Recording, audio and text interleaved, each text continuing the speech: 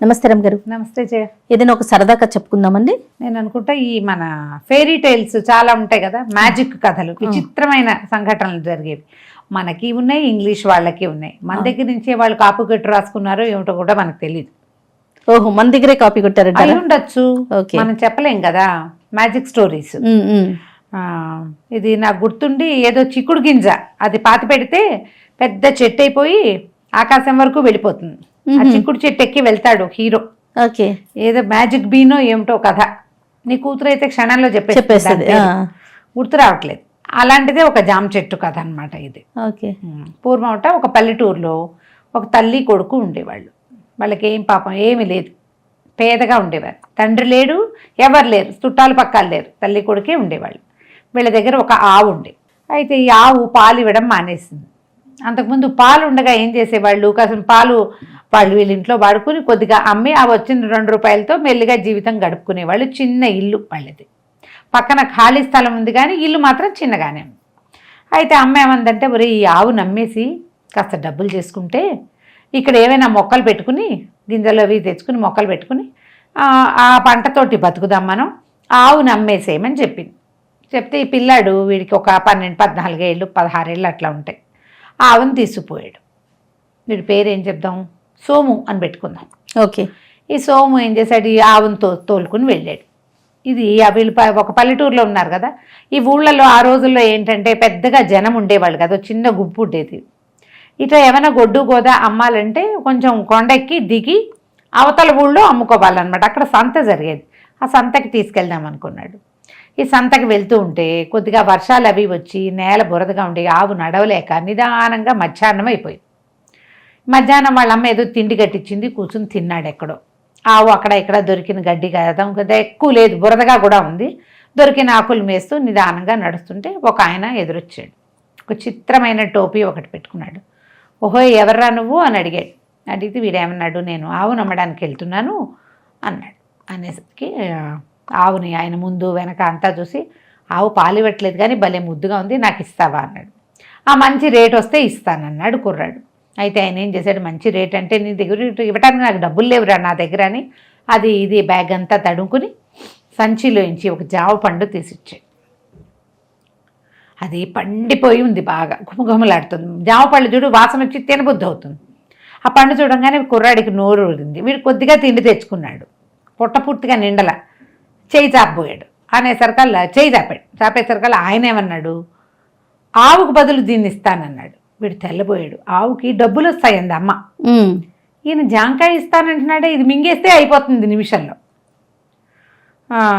అమ్మో ఇంత తక్కువకి ఇస్తే మా అమ్మ ఒప్పుకోదు, డబ్బులకి ఇవ్వమన్నది అన్నాడు. అనేసరికి ఆయన అన్నాడు, ఓరి కాదురా, ఇది బ్రహ్మాండమైన జాంకాయ, మీ జీవితం మొత్తం మారిపోతుంది దీనివల్ల, నా మాట విను, ఆవునిచ్చేసి దీన్ని తీసుకో అన్నాడు.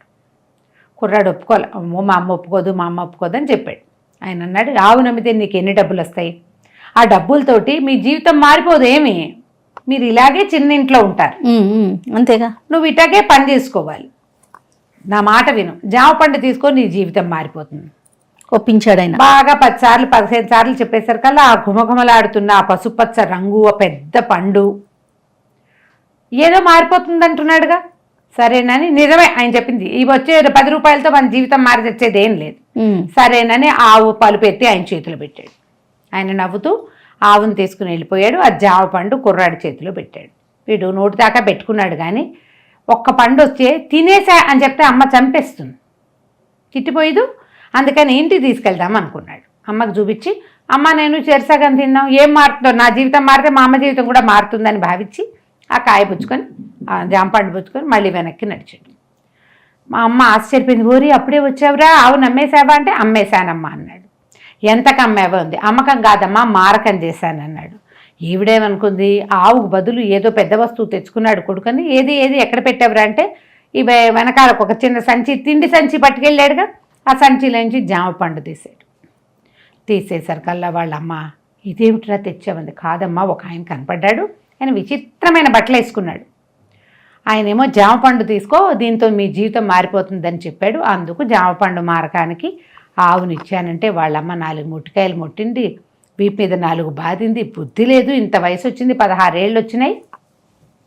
18 రూపాయలు రావాల్సిన చోట ఒక జామ పండు తెస్తావా? పావలా చేయదురా, ఇది రూపాయికి 25 పళ్ళు వస్తాయి, కనీసం పావలా కూడా చెయ్యదు, ఇది పట్టుకొచ్చావా? నీకు బుద్ధి లేదు, జ్ఞానం లేదని తిట్టింది. ఇలాంటి దద్దమ్మతోటి బతకమని మీ నాన్న నన్ను వదిలిపెట్టిపోయాడు అని చెప్పి తిట్టిపోసింది. నెత్తి బాదుకుంది. ఆ చేసిన తిండేదో అక్కడ పడేసి ఇచ్చి వెదవా అని ఆ జామ పడితే అని దాన్ని ఇట్లా పిసికేసి ఎత్తి విసిరి కొట్టేసి తిట్టింది. వీడు ఏడుపూతి పెట్టుకుని కూర్చున్నాడు. సాయంత్రం ఎట్టగొట్ట తిన్నారు. చీకటి పడేసరికి ఎవరి దారిని వాళ్ళు పడుకున్నారు. తల్లి ఆలోచించుకుంటూ దుఃఖపడుతూ ఈ పిల్లడితో ఎట్లా బతకాలి, ఇంత వయసు వచ్చినా వీడికి కష్టం సుఖం తెలియలే, తిట్టుకుంటోంది. సరే వీడేమో ఆ పొద్దునంతా కొండెక్కాడు. వాళ్ళమ్మ 2 దెబ్బలు కొట్టిందిగా, దుఃఖించి అలసిపోయి నిద్రపోయాడు. నిద్ర లేచేసరికి మామూలుగా వాడికి ఏం తెలుసు, తెల్లారేసరికి కిటికీలోంచి వెలుగంతా మొహం మీద పడుతుంది. కళ్ళు తెరిచి చూస్తే చీకటిగా ఉంది. ఏమిటి ఇంకా తెల్లారలేదనుకుని కాసేపు కళ్ళు మూసుకున్నాడు. మళ్ళీ కళ్ళు తెరిస్తే మళ్ళీ చీకటిగా ఉంది. మెలకు వచ్చేస్తోంది. చీకటిగానే ఉంది. చీకటిగా ఉంది, ఎందుకు చీకటిగా ఉంది, మబ్బు పట్టిందా మళ్ళీ అని అది చూడడానికి కిటికీ దగ్గరికి వెళ్తే కిటికీకి ఏవో ఆకులు అడ్డం వస్తున్నాయి. వాడికి అర్థం కాదు, అక్కడ ఏం లేదు, మామూలుగా అందులోంచి ఎండ పడాలి. ఆకులు ఒత్తిగిలించి చూస్తే దూరంగా ఎండ కనిపిస్తోంది. ఈ ఆకులు ఎక్కడి నుంచి వచ్చినాయి? సడన్గా వీడు ఇంట్లో నుంచి బయటకు వచ్చి అది చూస్తే వాళ్ళ అమ్మ ఎక్కడ జామ కాయని పడేసిందో అక్కడ ఒక పెద్ద జామ చెట్టు మొలిచి కనపడింది. ఎంత పెద్దదో! వీడు చూస్తూ ఉండగానే గుత్తులుగా కాయలు కనపడుతున్నాయి దాని నిండా. వాడికి గొప్ప సంతోషం వచ్చింది. ఓహోయ్, జీవితం మారిపోతుంది అన్నాడు. ఇదే కాబోలు పెద్ద చెట్టు, ఇన్ని కాయలు వచ్చినాయని దబదబా ఇంకా తల్లిని చూసుకోలే, పరిగెత్తుకుంటూ చెట్టు ఎక్కాడు. జామపళ్ళు చూసేసరికి కొయ్యబుద్ధి అవుతుంది. కాయ అందలా వాడికి. కింద నుంచి చూస్తే గుత్తులుగా కిందకి వేళ్లాడుతున్నాయి. కాయ అందుకోవటానికి ఎక్కి ఎక్కి ఎక్కి ఎక్కి ఎక్కి ఎక్కుతూనే ఉన్నాడు. అంత పెద్దది. అది ఎట్లా ఉంది, ఈ వీళ్ళ ఇంటి నుంచి ఆకాశం దాకా ఉంది. పైకి ఎక్కాడు. ఎక్కగా ఎక్కగా ఎక్కగా ఆ చెట్టు ఎండయ్యే చోట వాడికి ఒక పెద్ద భవనం కనపడింది ఆకాశంలో. ఎంత పెద్దదో! ఆ బయట ఒక పెద్ద సింహం కాపలా ఉంది. ఒక అందంగా ఉన్న ఒక ఆవిడ అక్కడ నిలబడి ఉంది. ముందు సింహాన్ని చూస్తే భయం వేసింది, కానీ అది కదలటల్లా, ఇట్లా కొంచెం నోరు కొద్దిగా తెచ్చింది, అట్లే ఉంది. ఓహో, ఇది బొమ్మ కాబోలు, ఈవిడెవరో నుంచుంది, ఈవిడతో మాట్లాడచ్చు అనుకున్నాడు. వీడి చెట్టు ఎక్కడం నేను 1 నిమిషంలో చెప్పాను. వాడు 2 గంటలు పట్టింది అది ఎక్కటానికి. పొద్దున్న లేచాడు, 7 గంటలకు లేచాడు అనుకో, 9 అయిపోయింది, తిండి వేళ అయిపోయింది కదా. వీడికి ఆకలిస్తాం. పైకి ఇప్పుడు కనపడిందిగా ఆవిడెవరు, ఈవిడిని అడిగి ఏదైనా తిండి తిందామనుకున్నాడు. పిల్లలకి తెలీదు, అడగచ్చు అడగకూడదు, వీళ్ళెవరు ఏమిటి, వీళ్ళ దగ్గర తిండి ఉంటుందో లేదో. మనం ఆకాశంలోకి వచ్చాం, అది వాడికి తెలియలే. తెంపర్తనం ఉంటుంది కదా ఆ ఏజ్ పిల్లలకి. దబదబా చెట్టు మీద నుంచి దూకి ఆ ఇంటి బంగ్లా వైపుకి పరిగెత్తాడు, ఆ భవనం వైపుకి. అక్కడ నుంచున్న ఆవిడ వీడి వైపుకి తిరిగి చూసింది. 1 నిమిషం అయ్యేసరికి సోము నువ్వుట్రా అని చేతులు చాపింది. తెల్లబోయాడు. ఆవిడెవరో తెలియలే వాడికి. అది దగ్గరికి వెళ్ళగానే ఆవిడట కావలిచ్చుకుంది. అబ్బో, ఎంత కాలమైందిరా నిన్ను చూసి, చిన్నపిల్లాడు అప్పుడు చూశాను, ఇంత అయిపోయావు, నా అంత అయిపోయావురా అని బోళ్ళని కావలిచ్చుకుని ముద్దు చేసింది. వీడు తెల్లబోయాడు. మీరెవరు అన్నాడు. నేను మీ అత్తయ్యనరా అనేసరికి, మాకు అత్తయ్యిందని నాకు తెలియదే, మా అమ్మ ఎప్పుడూ చెప్పలేదన్నాడు. ఎందుకు లేను, నేనున్నాను, నేను మీతో పాటే ఉండేదాన్ని. రాక్షసుడు ఒకడు మన ఇంటి మీద దాడి చేశాడు, మీ నాన్న వాడితో చాలా యుద్ధం చేస్తే వాడు మీ నాన్నని చంపేశాడు, నన్ను ఎత్తుకొచ్చేశాడు. నేను మన ఇంటి నుంచి వచ్చి ఇక్కడే ఉన్నాను, వీడికి వంట చేసి పెడతాను, వస్తాడు ఇంకా కాసేపట్లో, లోపలికి రమ్మని తీసుకుపోయింది. ఆ సింహం ఏం మాట్లాడలే, ఊరికే చూస్తోంది అటు ఇటు. దాన్ని చూసి భయపడక్కర్లేదని చెప్పింది. లోపల తీసుకెళ్ళి వాడు ఆకలిస్తోంది అన్నాడు. శుభ్రంగా అన్నం పెట్టింది. పెట్టాక ఏం చెప్పింది, రాక్షసుడు వచ్చేస్తాడు, నువ్వు దాక్కో, వాడు నిద్రపోయాక నేను నిన్ను పంపించేస్తాను అని చెప్పి ఇంతలో ఏమైంది, నేల ఎదిరిపోతున్నట్టుగా శబ్దం వచ్చింది. బయట వాకిట్లో ఉన్న సింహం పెద్దగా గర్జించడం మొదలుపెట్టింది. ఆ రాక్షసుడు నడిచి వచ్చేస్తున్నాడు. వీళ్ళ అత్తయ్య కేకలు పెట్టింది, ఒరే దాక్కోరా, కనపడకుండా ఉండు, బీర్వాల్ వెనకాల దాక్కోమని. ఆ బిల్డింగ్ అంతా బోల్డంతా వెండి బంగారు వస్తువులు, పెద్ద వంటగది, చాలా పెద్ద పొయ్యి, పెద్ద పాత్రలు, ఎంతున్నా ఎన్ని రకాలు ఉన్నాయో. ఆల్రెడీ బోల్డంత వంట కూడా చేసి పెట్టబడింది. మాంసాహారం ఏదో వండి ఉంది అక్కడ. కుర్రాన్ని దాచేసింది. ఈ లోపల రాక్షసుడు లోపలికి వచ్చి గట్టిగా కేకలు పెట్టాడు, ఎక్కడున్నావు, ఎంత మంచి వాసన వస్తుందో, ఏదో కుర్రాడి వాసన, ఎవరో నరుడు వచ్చాడు, నాకు నరమాంసం కావాలి, ఎక్కడున్నాడని అంతా వెతికేసరికల్లా ఈవిడేమంది, ఈ సోము వాళ్ళ అత్తయ్య, నరుడు లేరు, ఎవరు లేరు, నువ్వున్న చోటకి నేనున్న చోటకి ఎవరు వస్తారు, నాదే ఆ వాసన, ఇవాళ స్నానం చేశాను, ఈ మధ్య చేయలేదు కదా, అందుకని నీకు అట్ట వాసన వస్తుంది, నీకోసం మంచిగా మాంసాహారం వండాను, లేళ్ళు దిప్పులు బోల్డ్ వచ్చినాయి, వాటితో వండాను, అన్నం తిందువు కానీ రా రా రా రా అని కేకేసింది. అన్నం తిను, ఆహారం పేరెత్తంగానే లేళ్ళు దిప్పులు అనగానే పెట్టు నాకు ఆకలిస్తుంది అన్నాడు రాక్షసుడు. పెద్ద బల్ల మీద కూర్చున్నాడు. ఆ బల్ల మీదకి అమ్మాయి ఇవిడుందిగా, వీళ్ళు సోము వాళ్ళ అత్తయ్య పెద్ద పెద్ద డేకిసాల నిండా లేడి మాంసం తీసుకొచ్చి పెట్టింది. శుభ్రంగా అదంతా తినేసాడు, బోళ్ళంతా కళ్ళు తాగాడు.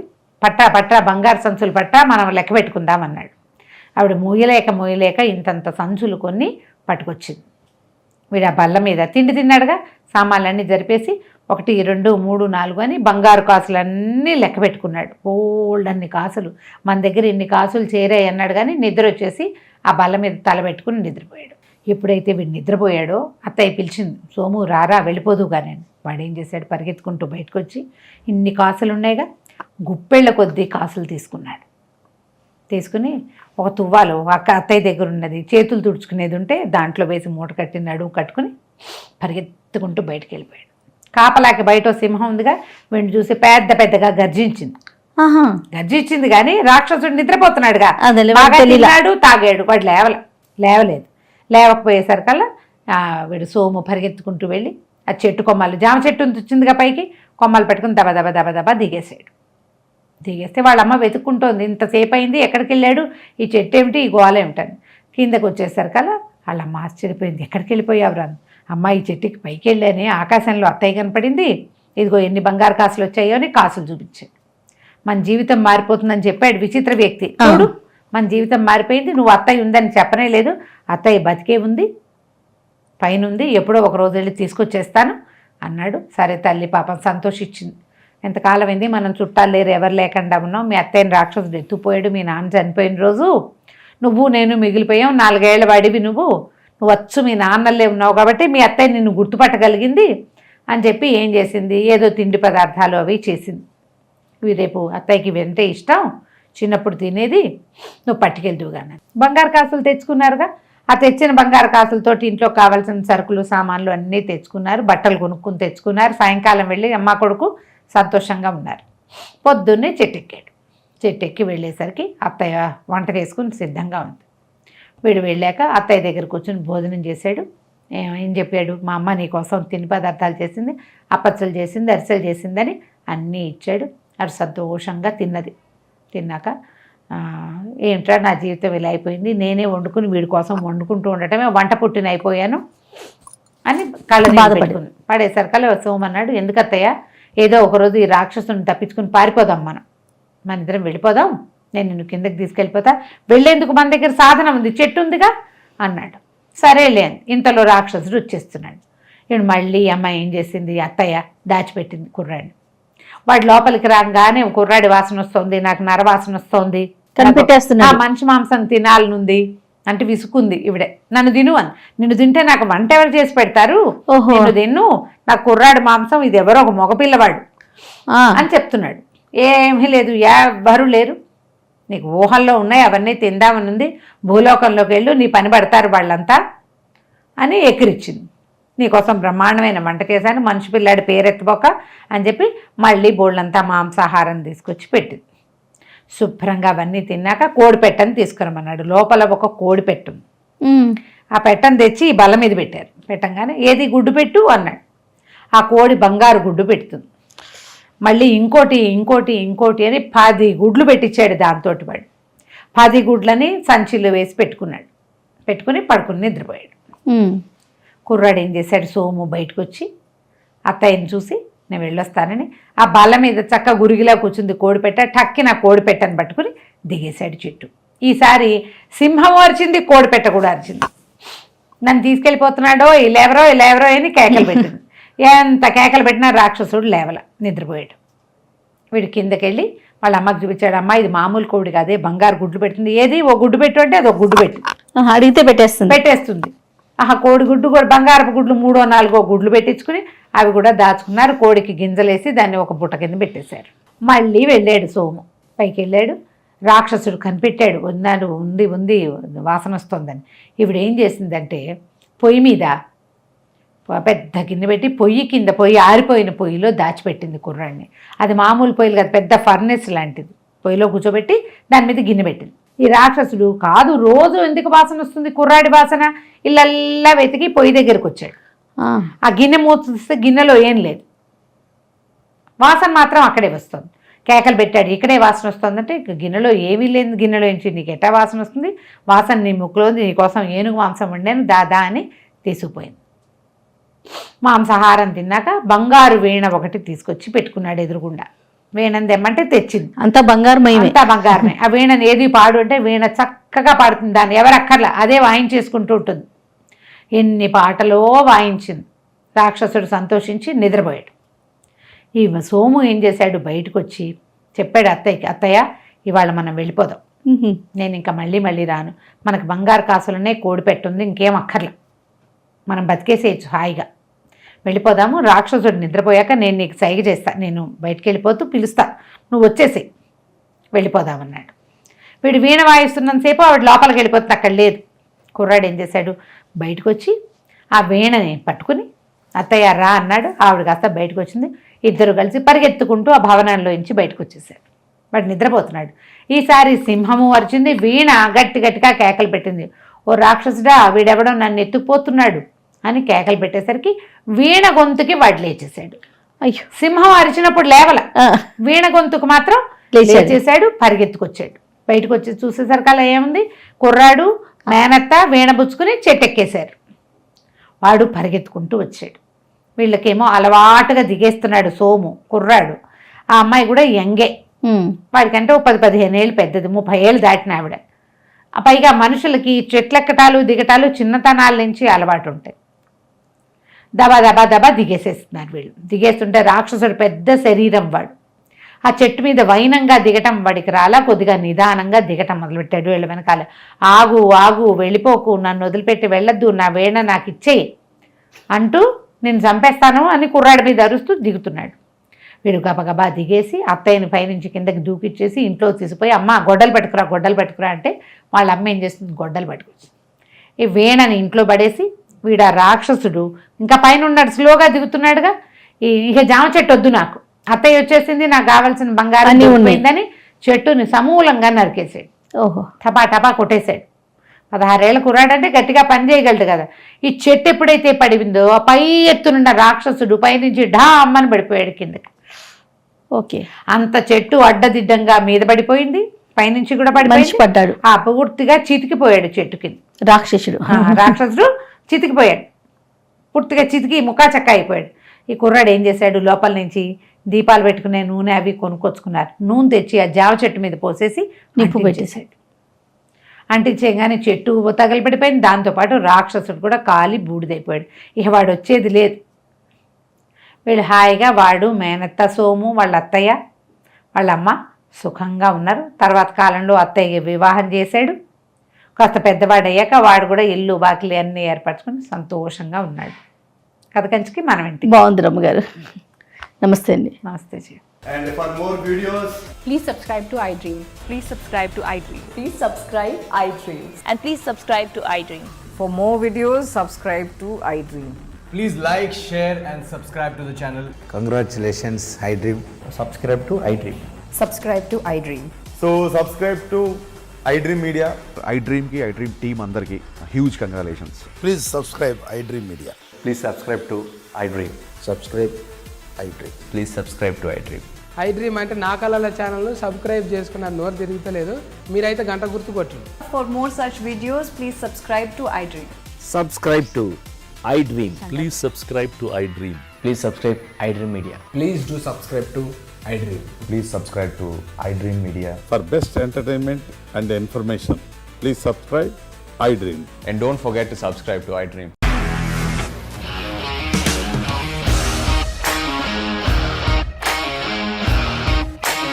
ఇండస్ట్రీలో కమిట్మెంట్ ఇష్యూస్ వస్తే నీకు కూడా వచ్చినట్టు. మార్నింగ్ తీసుకెళ్ళాలంటే కొట్టి పడేస్తాడు.